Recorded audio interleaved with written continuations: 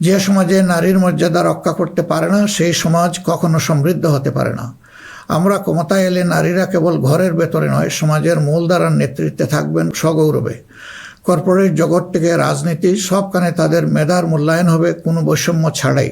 আমরা এমন এক দেশ গড়ার প্রতিশ্রুতি দিচ্ছি যেখানে কোনো মা বোনকে মেয়েকে নিরাপত্তাহীনতায় ভুগতে হবে না।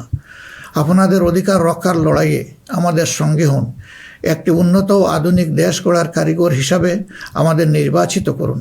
প্রিয় দেশবাসী, আমরা মনে করি সমাজে ন্যায় বিচার ও ইনসাফ প্রতিষ্ঠা করতে হলে সকলকে মর্যাদা দিতে হবে এবং সকলের মানবাধিকার সুরক্ষা করতে হবে।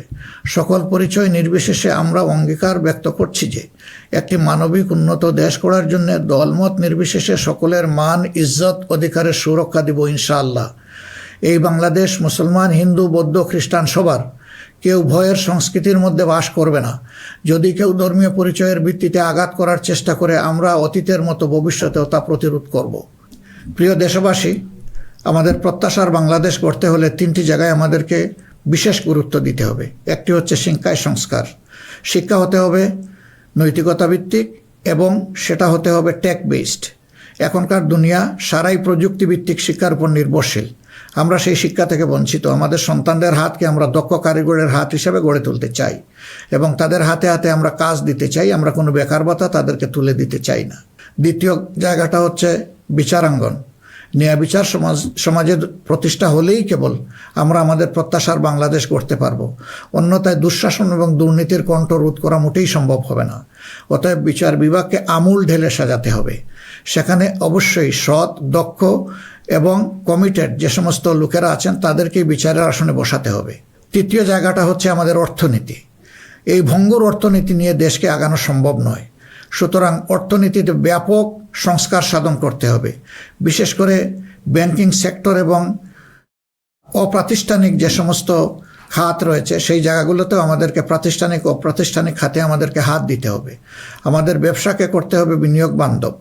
বিনিয়োগ বান্ধব হলেই দেশে কর্মসংস্থান তৈরি হবে এবং আমাদের বেকারত্ব দূর হবে। এই 3টা জায়গায় আমাদের গুরুত্ব দেওয়া ছাড়া কোনো উপায় নেই। আমরা আশা করব দেশবাসী আমাদেরকে তাদের মূল্যবান ভোটের আমানত সমঝে দিয়ে আমাদের দেশকে প্রত্যাশার আলোকে গড়ে তোলার ক্ষেত্রে আমাদেরকে সহযোগিতা করবেন। সম্মানিত উলামায়ে কেরাম, একাধিক ধর্মের এ দেশ মুসলমানগণ সংখ্যাগরিষ্ঠ। তাই মুসলমান হিসাবে এটি আমাদের দায়িত্ব যে সমাজে ন্যায় বিচার, ইনসাফ প্রতিষ্ঠা করা এবং সকলকে সুরক্ষা দেওয়া। এগুলো ইসলামের শাশ্বত আদর্শ। সকল মানুষের মৌলিক অধিকার নিশ্চিত করা আমাদের কর্তব্য। আল্লাহ তাআলা স্পষ্টত বলেছেন, ইন্নাল্লাহা ইয়া'মুরুকুম বিল আদলি ওয়াল ইহসান ওয়া ইতা'i যিল কুরবা ওয়া ইয়ানহা আনিল ফাহশাই ওয়াল মুনকারি ওয়াল বাগ। আমাদেরকে স্পষ্টভাবে আল্লাহ এই নির্দেশ দিয়েছেন। এ দায়িত্ব আমরা সকলে মিলেই পালন করব।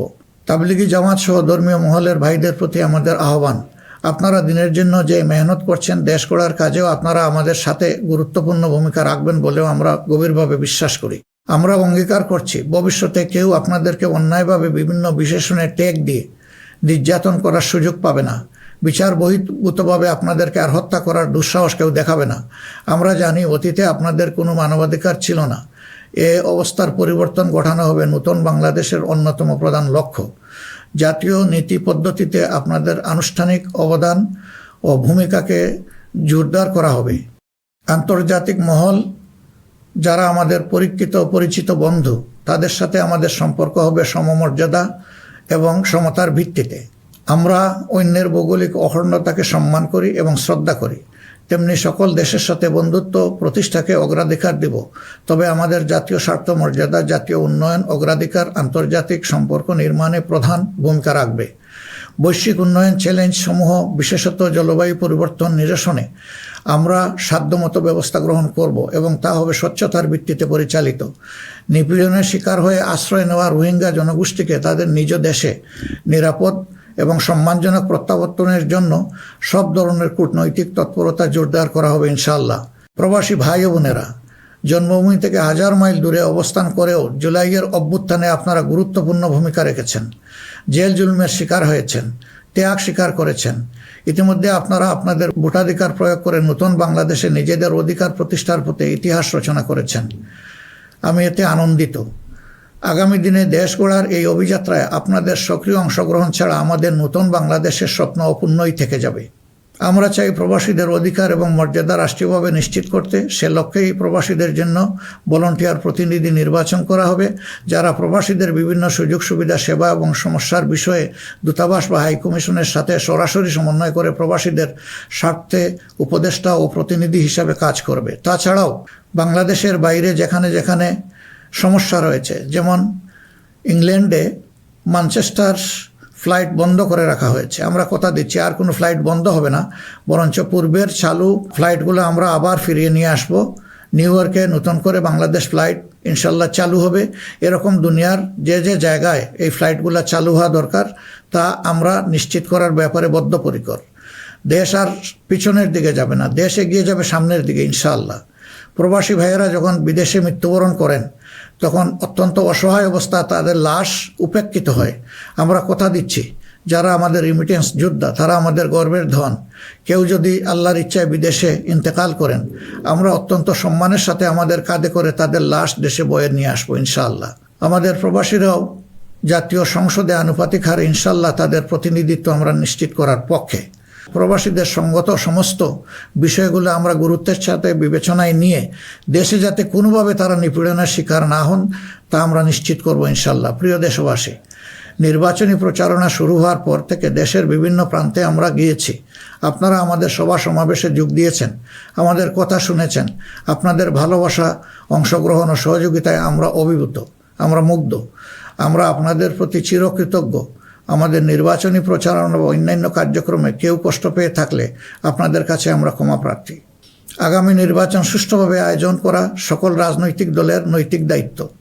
তাই আমাদের আহ্বান হবে নির্বাচনী আচরণ বিধিগুলোকে সম্মান জানানো এবং প্রতিদ্বন্দ্বী রাজনৈতিক দলের বৈধ অধিকারকে সম্মান করা। সুষ্ঠু নির্বাচন আয়োজনের মাধ্যমে রাজনৈতিক স্থিতিশীলতা নিশ্চিত করা হবে আমাদের রাজনৈতিক অঙ্গীকার। প্রশাসন ও আইন শৃঙ্খলা রক্ষাকারী বাহিনীর সদস্যরা নিরাপত্তার দায়িত্ব তারা পালন করেছেন অত্যন্ত নিষ্ঠার সাথে। আমাদের সাংবাদিক ভাই এবং বোনেরাও অনেক কষ্ট করে আমাদের বিভিন্ন অনুষ্ঠান কভার করেছেন। আপনাদের প্রতি গভীরভাবে আমরা কৃতজ্ঞ। আপনাদের ঋণ শোধ করতে পারবো না, আপনারা ভালো থাকবেন। আমাদের দলের বিভিন্ন পর্যায়ে নেতাকর্মী, শুভাকাঙ্ক্ষী এবং নির্বাচনী জোটের নেতৃবৃন্দ কর্মীগণ নিরলস পরিশ্রম করে যাচ্ছেন, আর্থিক ত্যাগ করেছেন। শেরপুরে আমার ভাই রেজাউল করিম প্রতিপক্ষের নির্মম আঘাতে শাহাদত বরণ করেছেন। আল্লাহ রাব্বুল আলামিন তার এই ত্যাগকে কবুল করুন এবং তাকে শহীদ হিসাবে কবুল করুন। আমাদের ভাই জনাব মোহাম্মদ নুরুজ্জামান বাদল, যিনি শেরপুর 3 আসনের প্রার্থী ছিলেন, তিনি ইন্তেকাল করেছেন। আল্লাহ তাকে উত্তম পুরস্কার দিন এবং জান্নাত নসিব করুন। প্রিয় দেশবাসী, আমরা আন্তরিকভাবে বিশ্বাস করি যে রাষ্ট্রীয় দায়িত্ব হচ্ছে আমানত। রাষ্ট্রীয় দায়িত্ব কোনো উপভোগের বিষয় নয়। সর্বাবস্থায় আমরা স্মরণে রাখব আমরা প্রত্যেকে দায়িত্বশীল এবং আমাদের দায়িত্বের ব্যাপারে জিজ্ঞাসাবাদ করা হবে। আমরা হজরতে ওমরের সেই বিখ্যাত উক্তি ও দায়িত্বশীলতা মনে রাখব যে ফুরাত তীরে একটি কুকুর না খেয়ে যদি মরে তাহলে তার জন্যও তাকে জবাবদিহি করতে হবে। আল্লাহর নির্দেশ অনুসারে আমরা ন্যায় বিচার প্রতিষ্ঠায় অঙ্গীকারবদ্ধ থাকব ইনশাআল্লাহ। আশা করি আপনারা আমাদের অঙ্গীকার ও স্বপ্নকে বিশ্বাস করে জাতীয় সংসদ নির্বাচনে আমাদের প্রতি সমর্থন জানাবেন। আগামী 12 ফেব্রুয়ারি তারিখে জামাতে ইসলামের প্রার্থীদেরকে দাঁড়িপাল্লা মার্কা এবং যেসব অঞ্চলে 11 দলীয় অপর প্রার্থী রয়েছেন তাদেরকে আপনারা আপনাদের এলাকায় ইনশাআল্লাহ মূল্যবান ভোট দিয়ে নির্বাচিত করবেন। এই আকুল আবেদন আপনাদের সকলের প্রতি রাখলাম। আল্লাহ পরিবর্তনের এক মহা সুযোগ আমাদেরকে এনে দিয়েছেন, আসুন সেটা কাজে লাগাই। বিগত দিনের রাজনীতি পরিহার করি, একটি নতুন বাংলাদেশ তৈরি করি যেখানে সবাই মান, ইজ্জত ও মর্যাদা নিয়ে বাস করবে। আমরা আমাদের তরুণ সমাজকে সমাজের ককপিটে বসিয়ে দিতে চাই। বাংলাদেশ নামের উড়োজাহাজটি তারাই চালাবে, তারাই হবে ক্যাপ্টেন, তারাই হবে এটার পাইলট। আমরা গিয়ে বসবো প্যাসেঞ্জার সিটে। হে তরুণরা, তোমরা তৈরি হয়ে যাও, এই দেশ তোমাদের জন্যে, এই দেশ তোমাদের হাতেই দিতে চাই এবং এই দেশ তোমাদের হাতেই আমাদেরকে সেদিন টেকিয়ে রাখতে পারেনি, ইনশাআল্লাহ আগামীতেও কোনো বাধা আমাদেরকে টেকিয়ে রাখতে পারবে না। আমরা আমাদের প্রিয় জনগণের এবং আমরা বিশ্বাস করি আমাদের জনগণ আমাদেরকে ভালোবাসে। জনগণের এই ভালোবাসায় আমরা অভিভূত এবং আমরা পূর্ণ আস্থা রাখি আমাদের জনগণের রায়ের প্রতি। আপনাদের সকলকে আজকের এই পর্যায়ে এসে আরেকবার আমি আহ্বান জানাবো, আসুন একটু নতুন বাংলাদেশ, তরুণদের প্রত্যাশার বাংলাদেশ, জিএনডির জন্য আগামী বাংলাদেশ, আমাদের নারী সমাজের জন্য একটা নিরাপদ এবং সম্মানের বাংলাদেশ গড়ে তোলার জন্যে আমরা সবাই আগামী 12 তারিখ দাঁড়িপাল্লা এবং জোটের অপরাপর মার্কা যেখানে যেটা আছে তাতে ভোট দিয়ে 11 দলীয় প্রার্থীদেরকে নির্বাচন করি, তাহলে ইনশাআল্লাহ প্রত্যাশার একটি দেশ আমরা খুঁজে পাবো, একটু নতুন বাংলাদেশ পাবো। আমরা বিশ্বাস করি জনগণ পরিবর্তন চায়, সেই পরিবর্তন জন্যই আমাদের এই আহ্বান। এই পরিবর্তন আমাদের হাতে ইনশাআল্লাহ মানাবে, অন্য কারো হাতে নয়। দৃশ্য তো এটা আপনারা বুঝতেই পারছেন। আল্লাহ হাফিজ। বাংলাদেশ জিন্দাবাদ। বাংলাদেশ জামাত ইসলামী জিন্দাবাদ। 11 দলীয় নির্বাচনী ঐক্য জিন্দাবাদ।